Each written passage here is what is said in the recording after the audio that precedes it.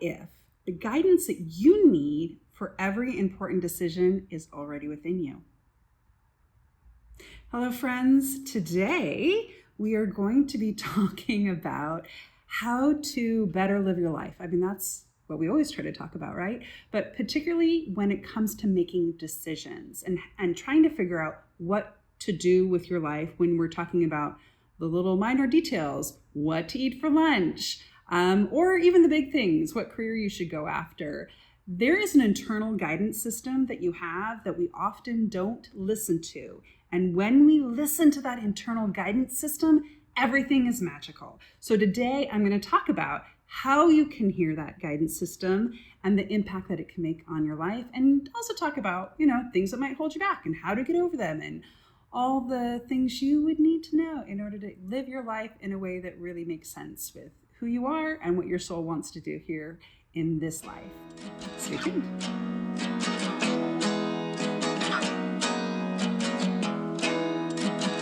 Hi, I'm Jillian, a reincarnation coach and energy worker, and for the past 12 years, I have been working with people to help them connect to their inner guidance system so that they can follow the path to their soul's truth and create a life on purpose. And I'm here to show you about how you can do that too. So, growing up, I always thought it was best to do those sorts of grids to make a decision where you weigh the pros and cons, and maybe you have a point system, maybe there's color coding. I do love a good color coding. And all these different techniques and processes to make decisions. Ask all of your friends and see what they have to say and see what you want to do based off of what they have to say.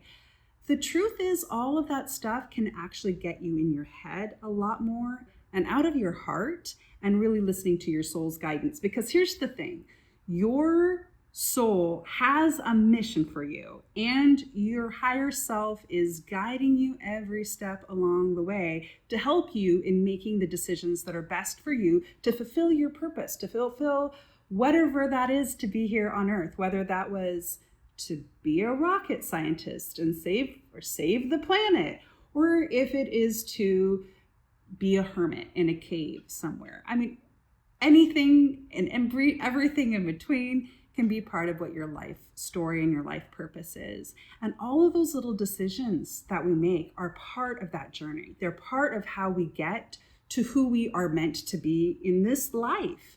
So when you're making decisions based off of fear, when you're making decisions based off of what everybody else thinks that you should be doing, what society tells you to do, even logic, it can often get you off your path. And unfortunately, when you're off your path, that also means you tend to not be as fulfilled. You're not as happy. You're not as on fire because you're living a life that's not yours. You're living a life for other people or for society or whomever walks by you that day and has some sort of opinion on what you should be doing with your life. The truth is, only you know what is the best decision for you. And sometimes our heads get in the way. So when we listen to our intuition to make decisions, everything goes a lot smoother. Okay, so how do you tap into your intuition? How do you actually do this? So there are different types of ways to receive intuitive information.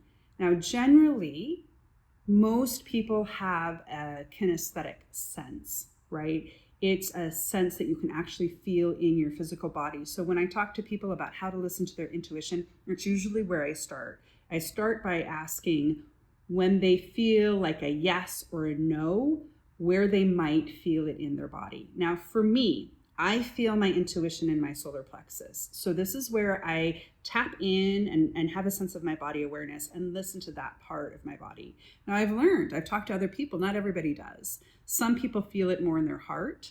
Some people might feel it right in their root chakra. It might be in different places. So I would say the first step as you're doing this is to kind of close your eyes and just take a moment and listen to your body and ask yourself a question.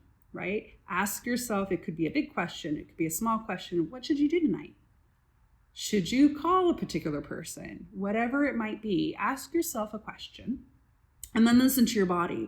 Listen to what is your body telling you. For me, I try to get a feeling? What does it feel like to me? And then I try to kind of decode what that is. This is second level stuff if you want to go a little bit higher level. So that is how you might listen to your physical body to help you make decisions. Now, again, that's for kinesthetic, which most people are. Most people have that as their first level of intuition. But my dears, it is not the only level of intuition. There is also a knowing. That is also another way to gather information. And so for me, the way that it feels, I think it's in the title. It's a knowing. You just know something. I don't get that most of the time, so I don't use that as my primary intuitive information. However, you may be somebody that is your primary method of gathering information, and in which case, great, because there is, in knowing, it just feels more certain when you have that knowing information. It just feels like, bam, this is the truth. So that's another way, right? When you're thinking about making decisions, what do you know? And sometimes it might be a knowing that like this is not the right decision, even if you might not know what the right decision is. So play around with that. Okay, so that's a second type of intuition. There are more. A third type of getting information is visual. And that's what we get a lot of in media, right? Psychics that can see things, that you can see the future. That's the kind that we all want, where we actually can visually see things. And I think that all of us can develop it to a point. Some people are going to be more naturally in alignment with getting that visual information than others. And it is something that you can work on. So now it could be that you're actually seeing something like a hallucination out in the physical world. I don't know anybody who gets information that way, but maybe you are one of those people. And in which case that sounds really confusing. But, certainly that can be, people can see auras, can actually visually see auras on people. However, typically, when people are talking about seeing intuitive information, they're seeing it in their mind's eye. So I've heard sometimes people say it as if they are looking at a movie screen. So they're looking at a movie screen inside their head and they're imagining what it might be. They could get just flashes of particular symbols or images that they get in their mind. So if you want to play around with this one, what I would say, close your eyes. To test it out a little bit, imagine a scene that you know well. Imagine your kitchen or your living room. So using that space, that place of seeing, now ask yourself a question and see what sorts of images come into mind.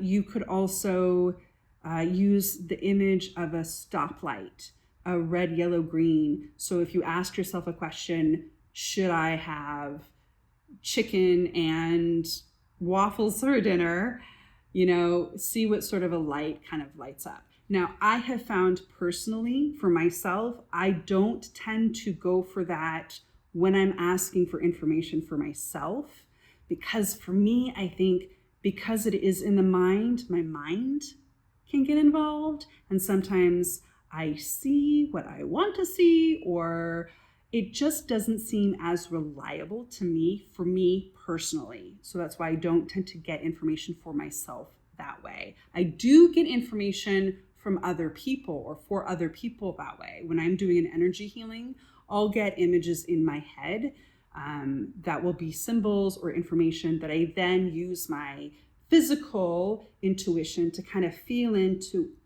out, okay, I'm getting a picture of a rose. What does that rose feel like it means? Okay, it feels like it means romance. So I use the combination of the two to get that information. But when I'm looking for information for myself, I'm too biased. To use my mind. However, it might work really well for you. We are all different. Isn't that beautiful about the world? So you need to play around with a variety of different types of intuition on how you get your information. Now, if you want to do research on this, you can look at clairs, C-L-A-I-R, clairs, because that is the phraseology for the types of intuitive information. So you can be clairvoyant, clairaudient, clairsentient, etc. These are the different types of knowing information or getting information. Sometimes we get blocked. Usually that's because of fear. Sometimes it's because of other people and their energy and what they're throwing at us. Or, you can think about that energetically. You can just think about it in the normal way that your brother has a particular opinion and it gets in your head, right? And so that maybe you can't even see what's the right thing for you to do because that person's opinion is kind of overshadowing. So it can be a variety of things. It can be other people, it can be your own fears, it can be society. But we are not meant to live in being stuck. We are meant to get unstuck. So there are ways to get through this. Now, of course, if you have other people's energy in your space that's kind of causing you to go off course, I'm a big fan of energy work.